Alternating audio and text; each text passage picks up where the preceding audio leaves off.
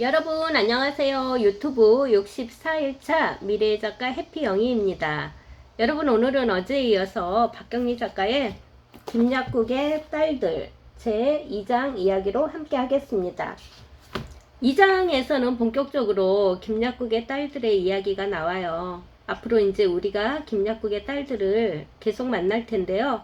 김약국의 딸들에 대해서 미리 알아두었으면 좋겠습니다. 첫째 딸 용숙, 둘째 딸 용빈, 셋째 딸 용란, 넷째 딸 용옥, 그리고 막내 용혜입니다.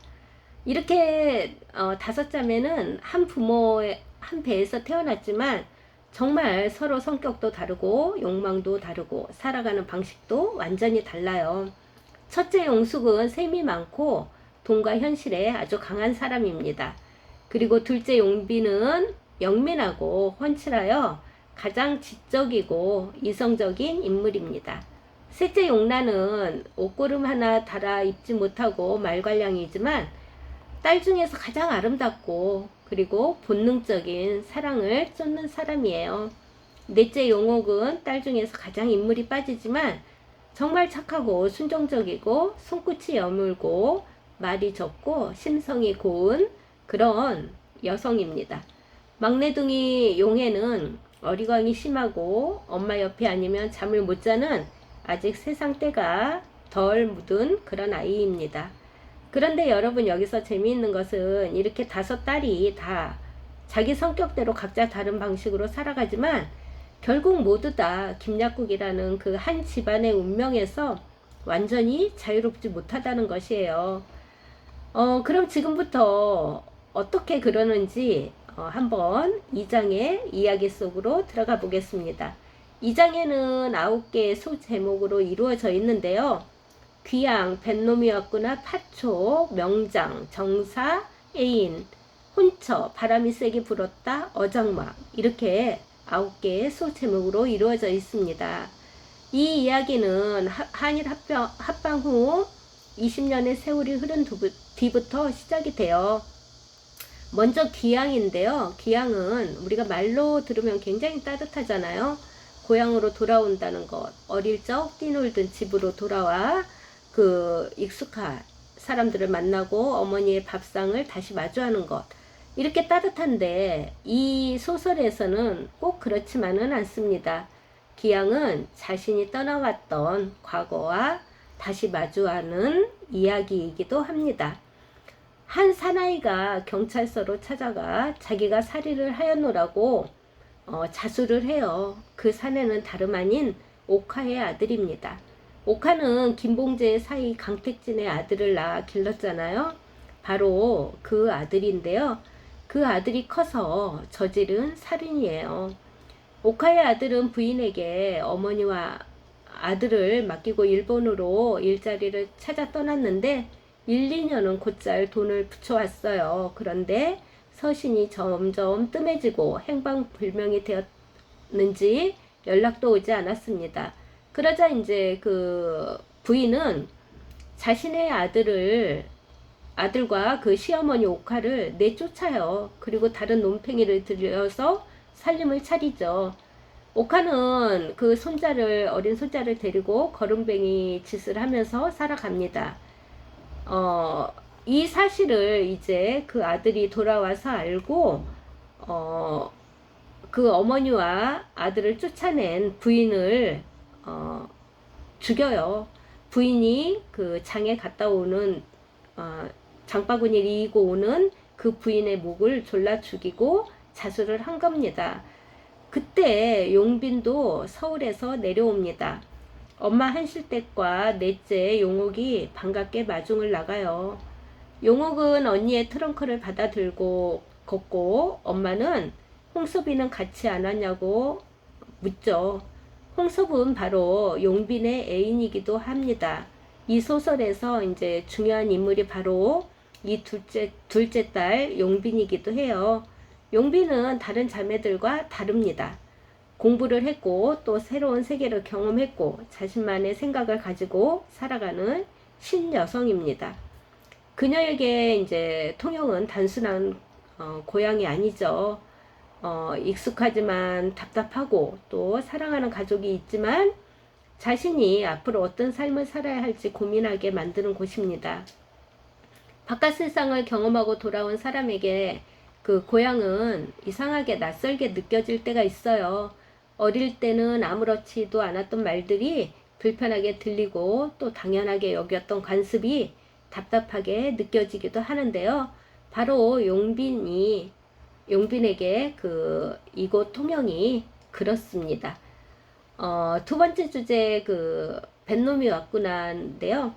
아버지 김약국은 약재를 다루는 사람이었잖아요. 그런데 그의 삶의 무게 중심은 이제 점점 어장 사업으로 이동을 합니다.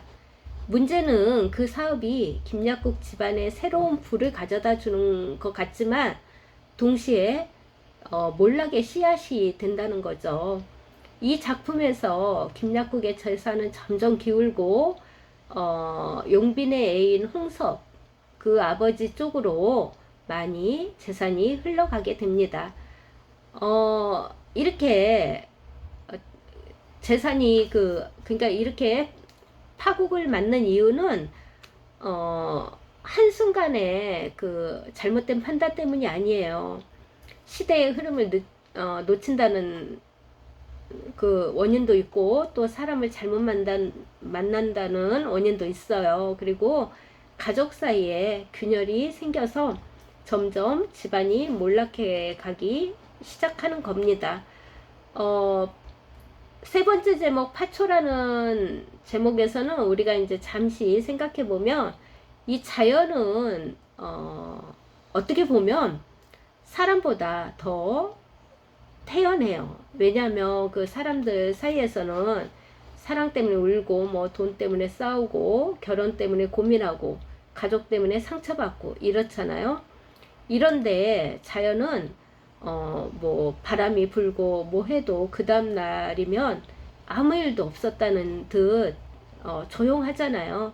작가가 이 통영이라는 곳 항구 도시를 배경으로 삼은 이유가 바로 여기에 있지 않나 싶습니다. 바다는 사람들에게 삶의 터전이지만 동시에 언제든 사람을 삼킬 수 있는 그런 공간이니까요. 그래서 이 소설의 양면성을 보여주고 있는 것이 바로 이 통영일지도 모릅니다. 용빈은 유일하게 김약국이 의논하는 상대예요. 큰딸 용숙은 태어나면서 김약국의 눈길조차 받지 못했지만 용빈은 그렇지 않습니다. 그래서 용숙은 늘 시기와 질투가 많죠. 용빈에게 김약국은 의논을 합니다. 셋째 용란이를 자기가 데리고 있는 어장을 맡아보고 있는 서기두와 혼인을 시키면 어떨까 생각을 해요. 하지만 용빈은 이야기합니다. 그것은 용란의 생각이 중요하다고 말을 하죠. 이렇게 이제 물어봤던 이렇게 이제 시집을 보내려고 했던 이유가 나중에 밝혀지는데요. 뒤에 이제 정사라는 소제목에서 밝혀집니다. 조금 이따 그 이야기를 하기로 하고요. 그 다음에는 명장이라는 제목인데요. 명장에서는 김약국의 고종사촌 형인 이중구의 이야기입니다. 고모 아들이죠. 이중구는 두 아들을 아주 훌륭하게 잘 가르쳤고요. 부인 윤씨와 단둘이 다정하게 살아가요. 한일합방 후 세상은 무지 시끄럽고 매관매직이 횡행하는 그런 시대였는데 그럼에도 꿋꿋하게 살다가 이중구도 가난 때문에 그만 책을 덮어버립니다. 그리고 소목 일, 그 다음에 제모 짓는 일을 해요. 하지만 명장다운 그런 자세로 일을 합니다. 그 누구의 요구에도 그 부탁대로 해주지 않고 자기 마음대로 그렇게 만들죠.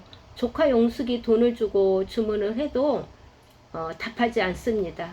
이게 바로 이중구입니다. 그 다음에 이제 정사인데요. 바로 여기 정사에서 김약국이 용란을 기두에게 시집을 보내려고 했던 이유가 나오기도 합니다. 용란은 아주 욕망이 강한 딸인데요. 정말 그 즉흥적이고 자기 사랑 앞에 보이는 게 없는 그런 딸입니다. 그래서 그 이성보다 감정과 욕망에 앞서는 그런 정말 대책 없는 딸이죠. 이렇게 용란은 그 한돌이라는 지석원의 아들, 머슴의 아들과 함께 그 정사를 벌이는데요. 밤이면 아무도 모르게 한밤중에 뒷문으로 나가 산으로 가서 머슴 한돌이와 정사를 나눕니다. 그런데 하루는 김약국이 그 뒤를 밟고 김약국의 뒤를 용빈이 밟습니다. 그리고 둘은 큰 바위 앞에서 주저앉고 말아요. 왜냐하면 용란과 한돌이가 한 몸이 되어서 마치 짐승처럼 본능에 충실하고 있는 모습을 목격하고 말았기 때문입니다. 김약국은 한돌의 머리를 내리치면서 이야기해요. 이곳을 떠나라. 다시는 내 눈앞에 띄지 말아라 라고 합니다. 이렇게 그 이후로 그 한돌은 통영에서 보이지 않아요. 그 다음에 이제 애인인데요. 용빈에게도 사랑하는 사람이 있었습니다. 바로 홍섭이에요. 홍섭은 서울에서 같이 이제 공부를 하기도 하고 그 신앙으로도 잘 통하는 사람입니다. 그런데 사실은 그 홍섭이가 마음에 썩 드는 건 아니에요. 하지만 용빈이 사랑하고 또 그만하면 되었다 해서 김약국도 모르는 채 해줍니다. 왜냐하면 그 홍섭인의 집안은 양반가가 아니고 이제 그 어장 사업을 하면서 돈을 많이 번 부자거든요. 그래서 김약국은 자기네 그 처지와는 이렇게 아래로 취급을 하는 경향이 있습니다. 특히 김약국보다 그 고종사촌 이중구는 더더욱 이 집안을 무시하죠. 이렇게 결혼까지 생각하는 그런 용빈이에게 그 애인은 바로 홍석이고요. 그 다음에 이제 혼천대요. 이렇게 이제 용란이 그 머슴하고 그렇게 정사를 벌였다는 소문이 온 동네에 다 퍼졌을 거 아니에요. 그래서 사실 그 혼처가 들어온다는 거는 생각도 못했습니다. 그런데 어느 날 용란에게 혼처가 들어와요. 혼처가 들어오는데 사실 그 한실댁은 감지덕지한 마음으로 이제 약간 그 사돈댁에 굽히고 들어가죠. 그래서 용란의 흠이 있지만 그 용란에게 혼처를 보내온 그 집안에 감사하는 마음을 갖습니다. 그 혼처가 들어온 집안은 그 통영에서 정미소를 경영하는 최상우라는 부잣집이에요. 그런데 이 부잣집에서 혼처를 원한 게 아니라 그 집 아들이 이 용란이 아니면 장가를 안 가겠다고 그러는 바람에 별 수 없이 청혼을 한 겁니다. 그러고 보면 연분이 따로 있는 걸까요? 글쎄요, 두고 봐야겠죠. 그 다음 이야기는 바람이 세게 불었다예요. 이 장에서 그 가장 상징적인 제목이 바로 여기에 등장을 합니다. 바람이 세게 불었다. 이 제목은 혼례가 그 행복의 시작이 아니라 또 다른 운명의 문을 여는 그 사건, 그거를 상징하는 것 같습니다. 왜냐면 용란의 혼례를 앞두고 집안은 분주해요. 그런데 정작 신부의 아버지 김약국은 그 혼사에 참석하지 않기 위해서 의도적으로 집을 나갑니다. 그 자리를 피해요. 결국 신부 아버지 역할은 고모부인 이중구 영감이 대신하고요. 그 다음에 결혼식에서 신랑의 모습도 밝지가 않아요. 삐쩍 마르고 혈색이 몹시 좋지 않습니다. 신랑이 몸달아서 하는 혼사인데 눈알도 풀려 있고 영 생기가 없어요. 여러분, 여기서 우리는 불안감이 느껴지지 않나요? 맞습니다. 이 다음에 그 닥쳐올 그런 거를 암시해주는 대목이에요. 혼례라면 축복하고 또 사람들이 웃고 음식을 차리고 그리고 새로운 출발을 축하해야 하는 자리인데 이 장면은 축복보다 불길함이 먼저 느껴집니다. 그런데 바람까지 불잖아요. 앞으로 이 집안에 닥쳐올 일을 미리 암시해 주는 것입니다. 그리고 마지막 이제 어장막인데요. 어장막은 다시 이제 바다로 돌아옵니다. 생계를 지고 있는 것은 결국 바다이잖아요. 용란이 시집가는 날 바람이 휘몰아치고 바닷물이 허옇게 뒤집어져 오늘 일은 다 글러먹었다고 이제 그 어장리를 철수를 시킵니다. 그리고 서기두는 막걸리 그 사발을 들어 부시면서 분에 차올라요. 이 망할 놈의 가시나 오양값 하느라고. 사실 서기두는 용란에게 언감생심 마음도 못 품었었죠. 왜냐면 두 처지가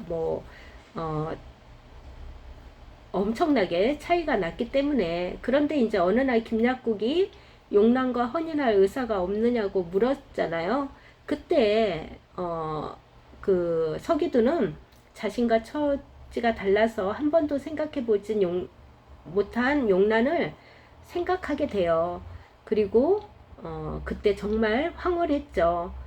그런데 용란은 한도리와 정사를 벌였고 이번에는 또 자신에게 한마디 말도 없이 시집을 가잖아요. 그러니 이제 김약국이 원망스럽기도 합니다.